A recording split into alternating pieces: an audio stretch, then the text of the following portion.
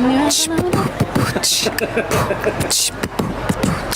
name's Snow White, and I'm here to say, hi IMDb. We are here at D23 Expo, and we cannot wait for you to watch Snow White. If I'm going to stand there 18 hours in a dress of an iconic Disney princess, I deserve to be paid for every hour that it is streamed. I had no idea what I was auditioning for when I auditioned.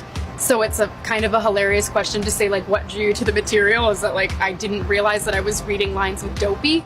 It said, like, Jeff and Amy were reading lines.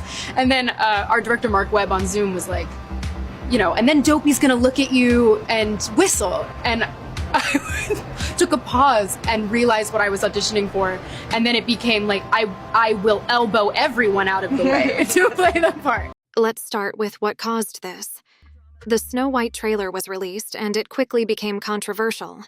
Many viewers were upset with what they called a woke reimagining of the classic story. Instead of focusing on the traditional Snow White love story, the movie was portrayed as more about independence and empowerment. This shift upset a large part of Disney's core audience, resulting in global outrage. For many longtime fans, this felt like Disney was more focused on being politically correct than telling the story they grew up loving. Rachel Zegler, who was cast as Snow White, became the center of this backlash. During interviews, her comments about the film and her role fueled the controversy. She openly criticized the original story's focus on a love story and expressed frustration with the filming process, even making remarks about demanding more pay for long hours. This led many fans to feel disconnected from her as the lead actress. Faced with the backlash, Disney made a drastic decision. They cut ties with Rachel Zegler. She was dropped not just from Snow White, but from several upcoming projects, including a Pirates of the Caribbean reboot and a Pixar film. I never want it to come off as me being ungrateful for the opportunities I have. When I tell you that it's hard, I just mean to be inside my brain. And I'm there 24/7, I can't get out of it. It's hard. And it's lonely. It's very lonely. I just know that if that loneliness can exist, so can other things, and I will be okay. Not about the love story at all, which is really, really wonderful. And whether or not she finds love along the way is anybody's guess until 2024.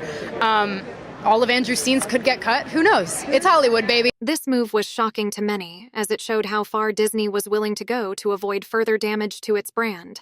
And studios not wanting to hire her, given the fact that it might result in their movie not making a whole lot of money at the box office. As you'd like to remind people verbally that being in the spotlight doesn't absolve you of your humanity, that you're allowed to have human moments. Yes.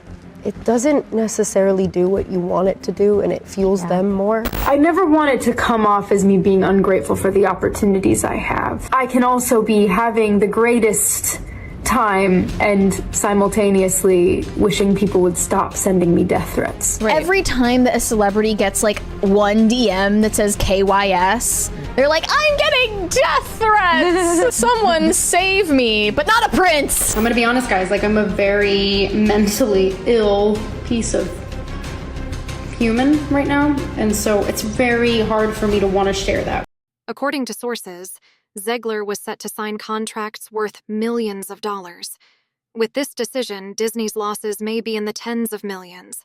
Disney's move signals a shift in how the studio handles controversy. By removing Zegler, they are trying to rebuild trust with fans who felt alienated. But this brings up an important question. Will this shift toward political correctness continue to hurt future Disney films? Or will this reset actually help them move forward? Did Disney do the right thing by firing Zegler, or did they make her a scapegoat for their own marketing missteps? What do you think? Does Rachel Zegler's firing signal a bigger change at Disney, or was this just damage control? Let us know in the comments.